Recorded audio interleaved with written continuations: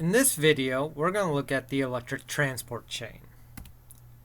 Now, it should come as no surprise, but the electric transport chain itself, it's exergonic, it's spontaneous. And we can calculate that looking at some of the equations we've already seen in this class. The electron transport chain is basically one big redox reaction between different molecules. So again, we go to our equation of delta E naught is the acceptor minus donor. In the mitochondria, basically the electron transport chain is NADH is giving electrons to oxygen. So the reduction potential for NAD is negative, which means it's a great donor. And oxygen has a high positive E naught prime, which means it's a great acceptor. And so oxygen has a much higher affinity for electrons than NAD plus does.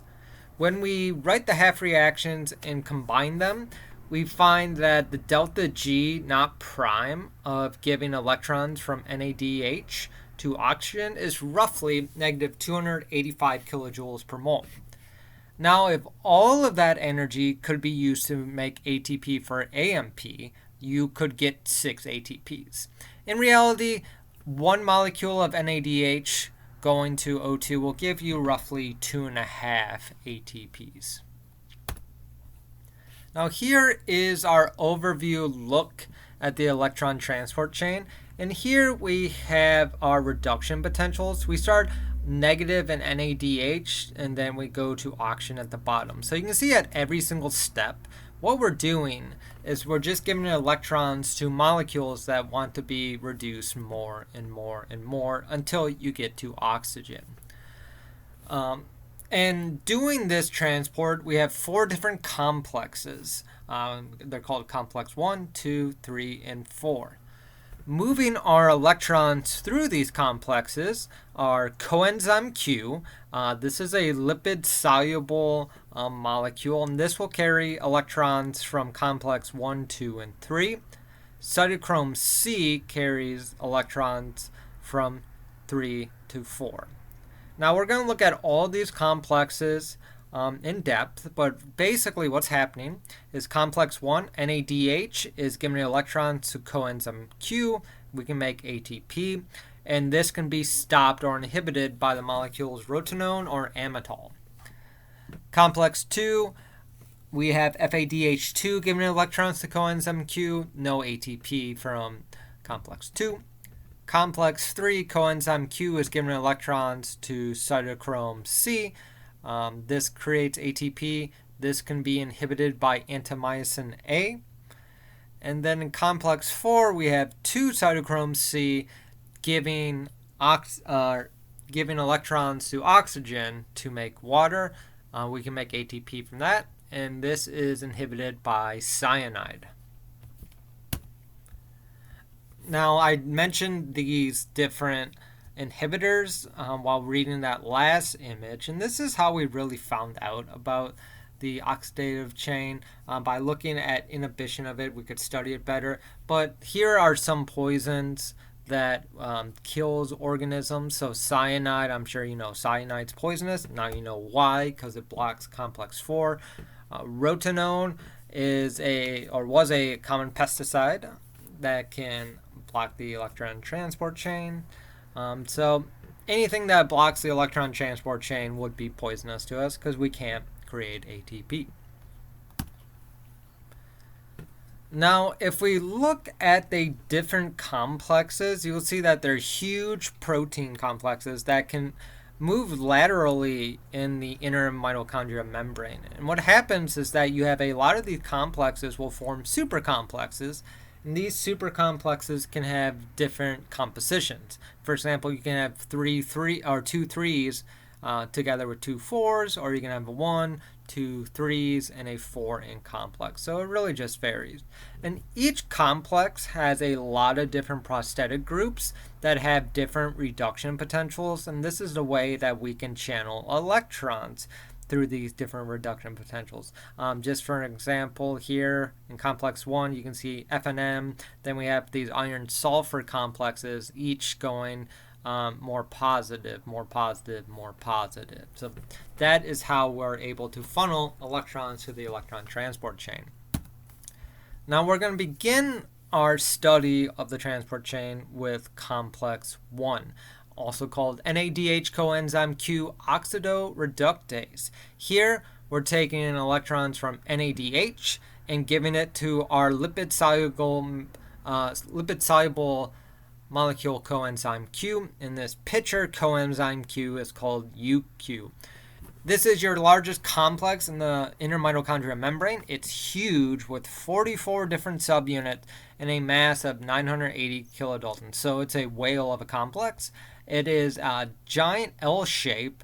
You can see one part is in the membrane and the other part is not in the membrane. Here we have a prosthetic group of FMN and a bunch of clusters of iron and sulfur that are complex together.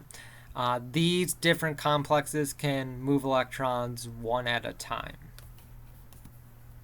Now, if we look at FMN coenzyme Q, these molecules can also move electrons one at a time. So we talked about FMN at the very beginning of this semester, how we can have different forms of it, and each form is just different from one electron. The same for coenzyme Q.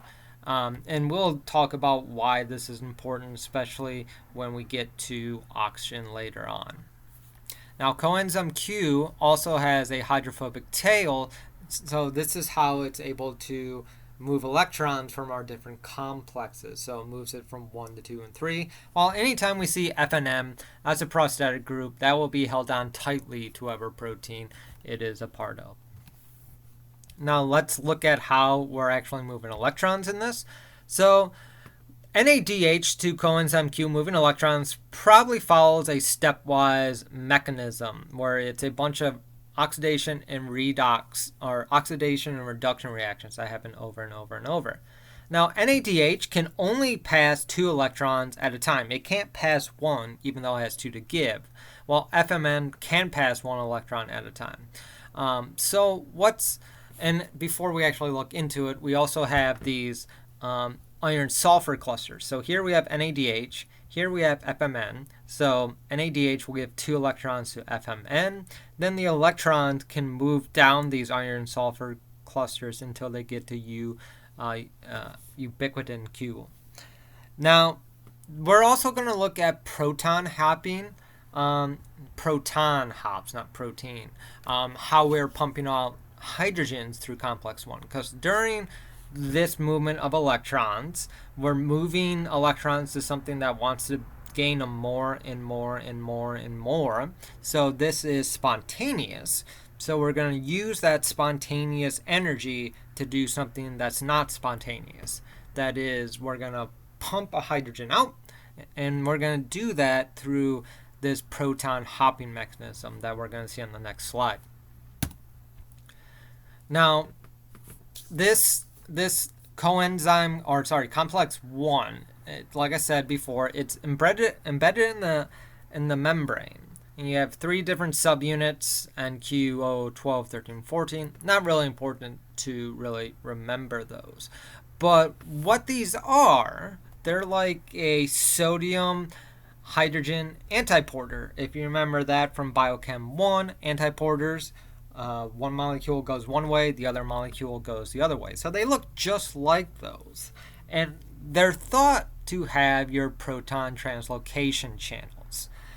In these channels, you can see it here, here, here, and here, are thought to be far away, or are known to be far away from where coenzyme Q is binding. So if you remember here, NADH, FMN, we're giving electrons. We give 2 from NADH to FMN. They can travel 1 at a time to coenzyme Q, and they have to do 1 at a time to be able to interact with the iron. However, this coenzyme Q is far away from where we're pumping out hydrogens. And the idea of what's going on here is that we have water molecules that are linked to coenzyme Q all the way through our channel. And so when we're moving electrons, a hydrogen molecule can go onto one of our water molecules from the cytoplasm. And this hydrogen is what's being passed along. So for example, we're seeing here in this picture, hydrogen go here. Instead of the water actually moving, what usually happens is that the proton will just move between the water molecules and then be pumped out. So that's that proton hopping we were talking about. Now these channels, they're made out of helices, so they have an open and a closed channel. So we can control protons flowing somewhat. Now we want to link this channel opening with coenzyme Q getting electrons, because coenzyme Q getting electrons is negative energy, so we want to use that energy. However, we said that these channels are far away, so how do we do that? Well, what happens is that this coenzyme Q, when it gets electrons, it doesn't get protons with those electrons. We've seen so far in this semester, for example, NAD+, when it gets electrons, it becomes NADH. You usually get a hydrogen with that. Here, complex 1 is set up, so we don't get electrons. And what that means is that coenzyme Q becomes negatively charged. And this negative charge around coenzyme Q means that the pocket around coenzyme Q can change. And it does change in response to that negative charge. And this change in the negative charge will have an effect across the whole protein. And this conformational change from coenzyme Q being negative, it's what's opening our channel. So it's a chain reaction, and it's like what we saw for hemoglobin, right? Hemoglobin gets an oxygen, that changes the heme site, which changes the whole protein. Here, coenzyme Q becomes negative, changes the binding site, which changes the whole protein again. Now, once coenzyme Q pops out off to go to the other complexes, that's when it gets its proton. And this opening and closing event of these channels happens roughly 200 times per second.